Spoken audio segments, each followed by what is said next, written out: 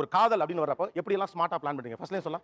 அக்கா பொண்ணு தான். ஆ. அதனால எனக்கு பிரச்சனை ப்ராப்ளமே இல்ல. நீங்க தான் அக்கா பொண்ணா? அப்புறம் பாடி காட்டுறவாங்க. இதெல்லாம் நம்புற மாதிரி அங்க இருக்குது.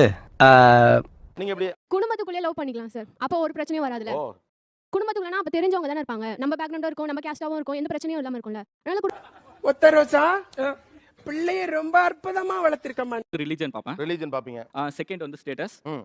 நெக்ஸ்ட் வந்து அவங்க அம்மா அப்பா ஒத்துப்பாங்களா இல்லையா அப்படின்னு சொல்லி பார்ப்பேன். எனக்கு சின்ன வயசுல நக்கு செத்த பையல மூஞ்சி மோரையும் வரும், மூஞ்சி மோரையும் பண்ணி பருவலாம். அவனோட பேக்ரவுண்ட் பார்ப்பேன். அம்மா அப்பாலாம் அவங்களோட அப்பாவும் ஒரு நல்ல பொசிஷன்ல இருக்கணும், நல்லவரா இருக்கணும், அந்த மாதிரி பார்த்து அவங்களோட அசெட்ஸ் பார்க்கணும். கண்டிப்பா வந்து 2 crores ஆச்சு அசெட் இருக்கணும் அவனுக்கு. ஒரு கோடி நீ பார்த்த ஒரு கோடி இந்த இத்து போன உங்க ஜாதியான்னு பாத்தீங்க, என் ஒத்து ஜாதியான்னு உருமான்னு பாத்தீங்க, ஆமா காதலிக்கிறீங்க, அவ்வளவுதான். ஆமா சார். முடிஞ்சு போச்சு. வெண்ணெய் வெண்ணையா பின்ன என்ன வெண்ணெய் இல்லாம தொன்னையா? ஆமா நீ வந்து